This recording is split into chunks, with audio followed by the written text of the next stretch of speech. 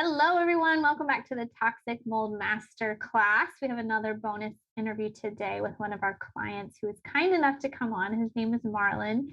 He lives in Las Vegas. He is, like probably many of you who are really quite sick, sensitive to blue light and EMF. So you're going to see my video. You're not going to see his. You're just going to see his audio. Hi, Marlon. Hey, How's it going? it's going. Glad to be here and on here with you. Well, I'm so thankful you're sharing your story. You were hit with some troubling symptoms fairly young, around the age of 32, 33, Yeah. and you've been dealing with them for a long time.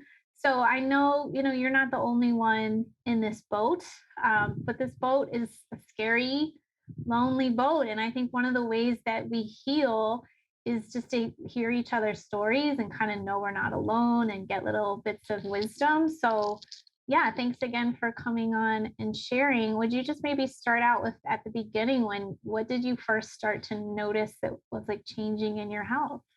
Yeah. As we were discussing earlier, it was somewhere in that 2012 area, and I just returned back to my house. And as I was saying, the number one thing I started noticing, there was like a lot of brain fog, and I was just always feeling foggy headed. Um, and the other symptom was I always was getting colds, and I was always getting an inflamed and swollen uvula in the back of your throat. Ah, And I mean, but literally, there's just always mucus, always a cold. Anything could start to trigger that. And even, growing up out here in Vegas, it's not that big of a deal for me. Like, I know I have seasonal allergies and stuff like this, but this was just like you would lose a cold or you would lose allergy symptoms, and then you just get it right back after you got better. So I was just constantly in a state of that. And I'd have to monitor that uvula because it would just get really huge and ugh. inflamed, and then you'd have to reduce it, and something could trigger it, and it would start all over again. Yeah, it's such an annoying thing to live with. And, Yes. now I think like there's a little more of the word like brain fog. I don't think it's exactly mainstream, but you do hear that. But I think even 10 years ago, you were saying like you didn't really know what to make of this brain fog and you thought, am I having like a mental health disorder, right? Yeah. And if I can say, and this is maybe huge for everybody, like I was coming up in the time where holistic practice was just starting to emerge. I had nowhere to go. I had nothing to even understand what I was going through. And so you're going to Western medicine doctors, which have their purpose, but it was just getting to the point of like you're making this up. So or you're being really sensitive, or you're really just weak in your character. You don't have a lot of strength in your Wow. mental and physical, character, and you're making this stuff up. And you're just like, I've never experienced this. And you're telling people the symptoms, and it's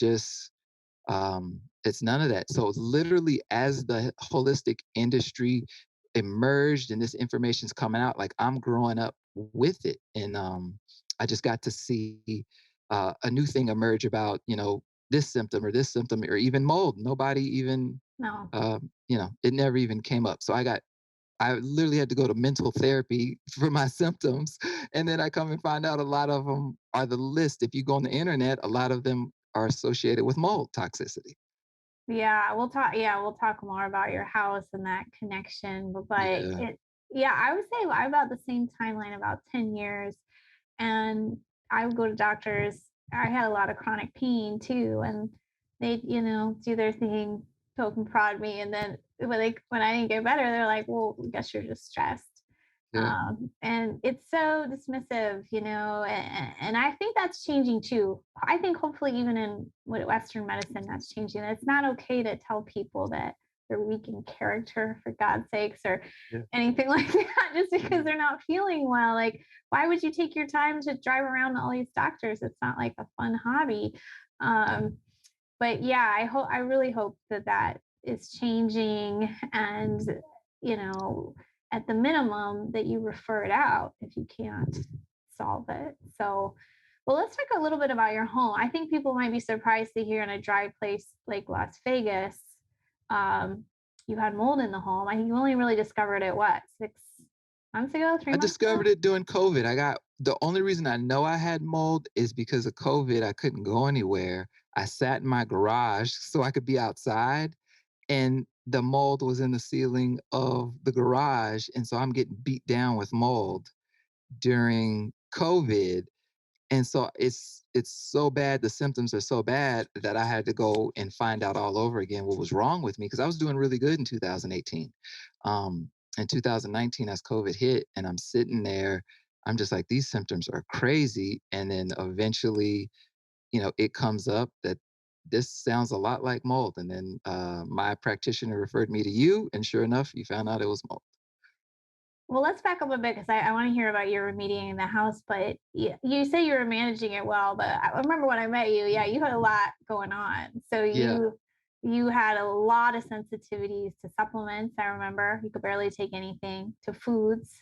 You do have one reaction, right, knock you out for days. So was that going on in 2017, 2018, or was that new? No, I was able to take supplements. And once again, I was able to do a lot of leaving of my house, and especially that garage area where they found, I think, is the main source of the mold. So from, let me see when I started being able to get out, about 2015 all the way to 18, I was living fairly a normal life. I would say take a Okay. average person's life, cut what they can do in half, and that's what I was able to do. For me, that was amazing because I spent 2 years sitting on a couch, unable to do Okay. anything. So I'm like, I'm all right. 2019 hit, and you know, I started not being able to take those very same supplements. I needed HCl acid for my stomach. I was taking, was it turmeric, probiotics, stuff like that. And I'm doing good. And all of a sudden, I'm having this reaction where you take it and it's like you've taken 1,000 of them. So I would take a little bit of stomach acid and it's like I swallowed a whole entire bottle of stomach acid, and it would happen for every single thing I was doing. And so I'm like, this is crazy. Um, so yeah, but sure enough, I was exposed a lot more to that garage. Oh, okay. You were working out there or something. Yeah, I was working out there. You're just hanging out. You're just, looking at people drive by because that's what everybody was doing. We didn't have anything to do. And so, yeah, I started just really picking up on and it was, once again, it was happening with food as well. Um, and then, here's where I'm at now, and I'm not as bad, but where I could touch things, I could taste them and smell them from touching them. I could touch my hair, and if I didn't wash my hands immediately, anything that I've touched that touched my head, I would start to taste and I'd start to process it. It'd be like you're digesting um, a door handle, or you're digesting, Ugh. yeah, if you sat down on a couch, and I still have to do this right now as I'm healing and everything, but I have to put like a new pillowcase or something where I'm sitting, so whatever I touched on that couch doesn't absorb into my scalp or pores, Oh, and then I wow. start to process that. So you have like the hypersensitive taste that Hyper, yeah, wow. hyper, everything, yeah. Yeah. So you were sort of, I think is an interesting part of your story too, that probably many people experience. Cause I didn't find out I had mold for about 8 years. So I was probably a little bit like you, like, oh, I'm managing by eating like a Yes, completely perfect diet, yes, like doing much more than anyone else. And then I'm like you, I'm like halfway kind of all right. So that can be part of the story. It's not always like, just boom, and then you find mold 6 months later. There can be this sort of unaware management. So it's like yeah, you're supporting your gut like you were, or you're eating really yeah, carefully. I think so supporting the gut and eating carefully can really get you through quite a bit. yeah. Uh, I got rid of all sugar, all processed foods, all carbs. So I'm eating more healthier than anybody. It's very limited on what I can eat, but I'm literally able to, you would think I was living a normal life. Now I know I was only doing half of what I could do, but I'm able to live um, normally based off doing that. Kind of get by. Yeah, Yeah. okay. So you did just recently find out this childhood home of yours has mold over in the garage. Do you feel, did they test the rest of the house? How did you test? What did you find out? They tested the house. They did eye test, just to first see. Then you gave me some recommendations like infrared thermal camera, all these types of things. So as they went through that protocol, he found only the garage. And once he saw it, he knew it. He said, "Okay, there it is, right there." So the interior of my house, and I still want to get it double checked, but he just said, "Okay, this is just water damage." And then they walked out to the garage, and sure enough, it was tucked away in a corner. You would not have even have paid attention to it, because we don't even go into that part of the garage anyways. But once he just went and did a thorough check, he just pointed and said, "There it is, right there." And was that a leaky roof? It was a leaky roof, and the house was old. It's a house built in '78, and so when they went to get the new roof done based off the leak, the insurance didn't cover it because it was too old for that. And so as we went to go get a new roof for it, that's when it was known. Oh, okay. So, okay, I see. So it was some wood was had spores in it type of thing, like just Yeah, sitting there. and it's Okay. eaten through. Like the ceiling, the drywall is eaten through. Oh, okay. Okay. So you've had the work done now? They have sealed it, and because it was a friend of the family, he wants to come and do it for free, but they just said, just stay out of that area. And again, it was because I was exposed by literally sitting there with a swamp cooler blowing in my face, that it happened. So we might have never found out had that not happened. Okay. But they're coming back to do the actual remediation. And the only reason that it hasn't been done is because he wants to do it for free. Well, okay, this is the one thing I write about in my old book is accept your blessings. You Yeah. know, there's so like there's a lot of bad stuff, but there's some good people who want to help Yes. you. You know, don't say no to that stuff. Yeah, definitely. Just Definitely. accept it. I know you've asked me about some of your belongings in the house or the garage. What did you decide to do with those? Based off of what they told me, and even what you told me, you're like, if it hasn't been exposed in there for a long time, it's okay. Just wipe it down. So there's certain things like some books that I've sealed up and I just don't use. And sure enough, I was noticing even when I was using those books in other places, I would be sick, and it was because I'd left them in that garage, or they were with me as I was sitting outside in the garage. So those hard elements, I haven't. I've left. I'm gonna let them like probably do a whole spray and all that. I'm gonna ask you about, I think, chlorine dioxide or something like that. I'll ask you about that as well. But as far as like clothes and stuff, because I was just going in and out of the garage, I kept. But certain things I might have consistently used, I didn't. I left in the garage And you for them to, okay, yeah, and you for them to noticed take care that of. the books still affect you. Oh yeah, the books.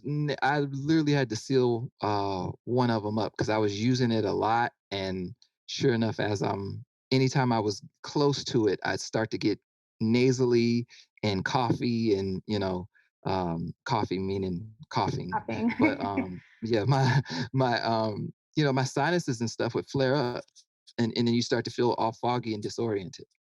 Yeah, what a great description there of like when we get those acute exposures. So sometimes when we don't know the exposure, we're just sort of always foggy, congested. Yes. But then you kind of separate it and you're like, oh, that's what gets Yeah. me going. So yeah, I Yeah. think once we recover, we can go into a moldy house or even like sometimes I'm always at the library and they also sell books, to make money. And Yes. I was reading one, I was like, put this Yeah. one back. I Got can something on it. tell. Got Yeah. something on it. I can tell pretty quickly now that something's amiss. And I think it's almost like your perception of all that is off when you're Heightened. in it all the Yeah. time. Yeah, it's heightened. Yeah. It's almost dampens and then it heightens Yeah. later on. So okay, well I'm glad you're getting that fixed. How And let are me you s- and let me feeling? say Go ahead. this Yeah. one and let me say this one symptom. And a metallic taste. If you start tasting metal, that's something.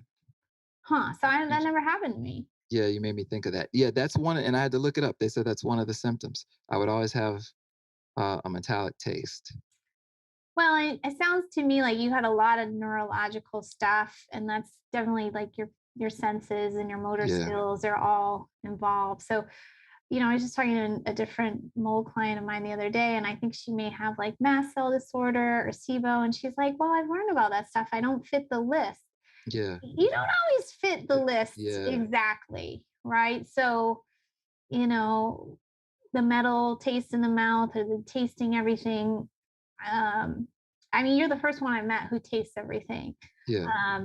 But it's just some neurological, reaction that you have, and another person could have Yeah. a different one. So I know you've tried a lot of different stuff for your health. I think you've still been pretty sensitive. I'm just kind of curious what you're trying now, what you can tolerate, what you can't. Yeah, so because of where I'm at, I'm still not able to do much. You have me on a pectin binder now, which hurts me, but as it gets out of my system, I start to noticeably tell there's a difference. I'm gonna have to start microdosing that Mhm. binder just because everything is just so sensitive with me now, and then we'll go from there. And I can take supplements, but it's in such a minute amount. Um, that I don't know, but I'm gonna start. Like, perfect example, I was really having a hard time even with my probiotic, and it's a really recommended brand. But once I started getting on that pectin binder, now that I take it, it's not bothering me as much. Oh, good. Okay. Yeah, I'm not a fan of feeling worse from treatment, and you're just one of those people who has to, like, yeah, like you said, microdose. Have you tried your sauna yet or not yet? Not yet. I did buy an infrared sauna, but again, just me being outside in Vegas, it just you can like once again, I'm hypersensitive, so I'm feeling the heat as though it's way worse than what it is. So even if it's 100 and something, which Oh, is already pretty hot, to me, it's just stinging. So no. it made me say, let me wait on the sauna for right now. Okay. Yeah. Yeah, yeah, and, there's an author, Neil Nathan, I don't know if you looked at his stuff, but he's saying the good news is people like you are really sensitive. It doesn't mean it's gonna go, like, 10 times slower. You just maybe you're gonna need 10 times as much or 10 times as little, like, supplement. Yes. Yeah, you're just in a different, like, category. And So you told me that at first, and it was really encouraging that things will still progress even with the sensitivity, and I found that to be true. Like, good. yeah, as you're doing a treatment, even that little teeny tiny amount has an effect. A great example is nettles. Nettles was just absolutely hurting me so bad. Now I take nettles, I put it in my mouth, I spit it out, and just that little amount has helped my sinuses and all that. Wow, that's crazy. Yeah, I mean, that's one thing that's different about me. I can just swallow like 20 pills at once. I take like 6 nettles a day. Yeah, it's like ridiculous. There's a couple treatments, I haven't tolerated. So yeah, it's even to me as a practitioner, I'm like, wow, you're that sensitive. It's Yeah. almost like you're like a homeopathic human. Oh man. I just need like the tiniest dose. And you might be a person, maybe the sauna is not, but you could try like red light therapy, might be gentler for you. Yeah. Or jump in or Um, jump out. But yeah, yeah. yeah. Even like, I don't know if you have a swimming pool, but you could even, speaking of jump in, jump out, you could do like cold plunge. I remember I had one client, she's like, I'm so sensitive, I can't do anything. And I'm like, there's always more ideas. There really Yeah. are. And perfect example is that nettles because they were telling me to take certain amount of drops and it was just wrecking me. And I said, I'm gonna go so crazy. I'm gonna just swish it in my mouth, spit it out. And just it contacting my mouth was like I had a full treatment. And I don't have sinus problems right now. Wow. That's amazing. Can you do salt wash in your nose? It would be so minuscule that Yeah, yeah, probably I be don't a even, lot of stimulation, yeah, at shoving that it. point. Okay. Have you ever done that silver spray that we have? No, Hmm. no. I was That thinking of might be another worth a brand, but try. no. That Okay. might be worth a try because it's pretty gentle and you could just do one squirt. I just worry even the sensation of squirting you might not like. But that's a nice little treatment. It's pretty gentle because it's like kind of like microdose of silver. It's like anyway, it's like micro ionized. So Okay. pretty, yeah. So I'd love to hear some of your, your wisdom and your wins. Like, I know you're still not really working again, yet, like you'd like to. But yeah, tell us like maybe some things that have come out of this that have been, I don't know, if not positive, at least, um, what's the word? Transformative for you. Yeah. And so, with the work, I went from, and once again, you take, like you're saying, you take the blessings, you take the wins of what you've been able to do. Um, me not being able to work, it led me to where I actually was, for 3 years, I did counseling for people, and these people had really far out um, issues. And this is how crazy my story was. I could relate to people who were heroin addicts, people who had been physically, sexually abused, all these things, because the pain is pain. And so if you can get to the recesses of that, you can relate to people when other people can't. And they're just like, get over it or get tougher or this. And you're trying to help people understand that there's more to it than that. Pain is really just, it's not something you just patch up and just keep walking. You really want to get that healed. So I've been able for, 3 years, I was able to do, counseling with people, and they would just literally say, like, you've never done crack? I was like, no. They're like, how can you understand exactly what I'm talking about? I'm like, pain is pain, man. Like, you feel so Wow. violated. You feel so less than and so worthless when all of your capacities that you've been given by God, is are just taken away from you. So you can relate. So that's one, and then working Hold is on one some of that. second. So were you volunteering or you I just was got the volunteering. job? Yeah, it was volunteering. Amazing. That's It it amazing. it literally just started as me helping teenagers, and then it got bigger and bigger where, you're the only person a woman who's been sexually abused will talk to.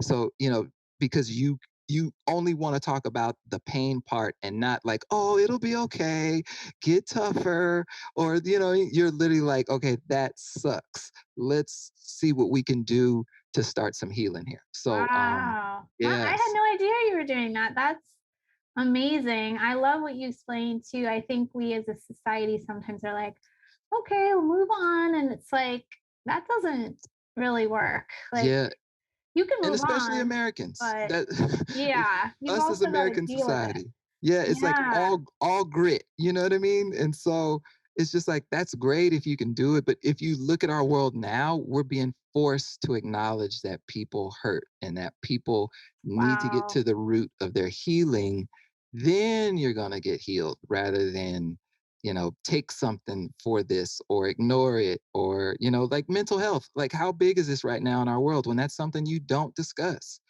So Yeah, and yeah. even with like COVID, I feel like it didn't come out enough. Like suicide rates are Yes. really on the rise. And did you Yeah. hardly hear about that in the Yeah. mainstream? No. But you're right. There is some growing awareness, like Me Too and Black Lives Matter. Now this is with the Yes. immigration, like Yes. people, like you're seeing their hearts come out and they're like, this isn't right. So yeah, something is shifting. Okay, so that's one example. I know I interrupted you. Oh yeah, no sweat. And yeah, and then the work is starting to come back. Like I literally could write, and by trade, I'm in the entertainment industry. So, you do scripts or you do development or you do TV shows, and I was able to do that at a pace. That was too much, obviously. 18 hours a day. But now I'm at a pace where I'm actually able to turn in projects and stuff like this. This could not happen at Wow. one point. Like that was unheard of, and it was taking me, a year to complete a project. I'm able to do stuff now in a matter of months, sometimes weeks. So there's little nuggets there that are emerging from that. That's awesome. I didn't know you were doing that. That's really encouraging. I think like the whole stay at home thing has taught us, okay, we can work from home and, Yeah, have a different pace of life, but still produce something yeah. beneficial to society. I love that you were doing the call line. That's so, so great. Anything else you want to share before we close up here? Yeah, I would just share you're gonna be discouraged, but keep fighting because it's really weird. It does suck. It doesn't make sense, and it doesn't make sense why it happened to you or anything like that. But I would just say be encouraged. I would say make sure you go outside as much as you can and just look at trees and birds and skies, um, and all that. Like that's so healing for the process. Even the person who came to do the remediation, they were like, make sure you're going to the park, make sure you're going outside. So, let nature do its work and do your thing. Well, whatever that is. For me, it's praying and just keep asking for some help. But just get your peace as you're going through this. Yeah, so well said. Just simple things of like keeping your faith, getting outside, like having helpful people. And I honestly, when I asked you to interview, I didn't know. I thought you were really still out in the thick of it. So I'm glad to hear some things are improving. I'm sure if we talk to you in a couple more years, it'll be even more so. We already can see like the gifts you've gotten from this thing. Yeah, And we're hearing your pain. Like you're a young man, like you didn't know why this stuff was happening. yeah. How frustrating is that? Like at least if you're on crack, I'm Yeah, just no, joking. we can find your root and not, not You to hurt kind of know anybody it. that's No, that's I'm kind been of, there. Yeah, I don't mean but it, it's but like, yeah, yeah, but it's like we can find your root. We can go to the source of, was it a parent? Was it this? All that. But for this, you're like, what is it? And I've been accused no. of being on drugs. Literally, I had a therapist like, "Are you on drugs right now?"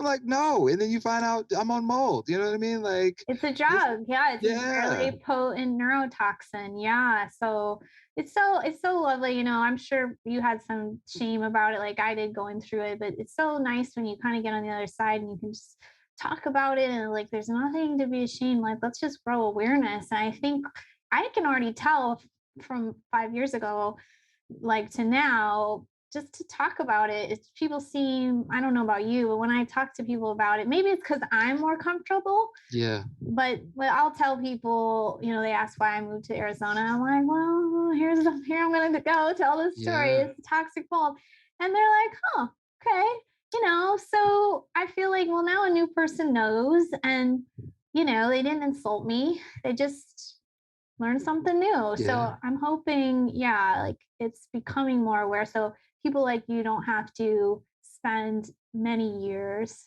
dealing with something and they don't know why. Yeah. So that would be And you really share it with wonderful. people. And another thing is they've gone through it. That's happened to me. I've had actual business meetings and I've told people this is why I haven't been working is because of mold. And then the woman's like, I had mold. And then you have that whole situation. They're trying to give you tips. Camaraderie. And yeah, so That's true. Yeah. Sometimes you don't know like how much is out there. So, yeah, and I think it'll continue to be, an issue moving forward, just because so many other environmental and stress factors in our society. So we'll keep hearing about it and hopefully just kind of keep growing in all these ways we've talked about, growing in our compassion for other people, growing in like our natural health awareness and all of it. So thank you so much, Marlon. I just so appreciate you and I really appreciate you sharing your story. and I appreciate you. And I always tell people they don't know your actual name, but I tell people like there was one person that actually said, I know what you're talking about. And so that alone, that Oh, one person made the difference because I was really in a tough place. And there was one person like, oh, I heard of that. I know what that symptom means. I know what that means. And that just really helped beyond. so So nice to thank you. hear like there could be, yeah, like a label, right? A meaning. And Yeah. going back to I'll shut up here in a second, but going back to what you said earlier, one of my biggest lessons going through all this is how much like compassion I feel for everyone who goes through it because I was on the same, I was a practitioner and I was going to practitioners and kind of feeling, misunderstood or Yeah. like, so I really am like thankful in a sense. It's no fun when you're going through it, but it does take you out on the other side because it's not just about what supplements to take. It's just like really holding space for people through something really difficult. So, yeah, I think you've learned to do that too. So it's a wonderful thing. All right. Well, thanks everybody. Appreciate you watching and we'll see you on the next video.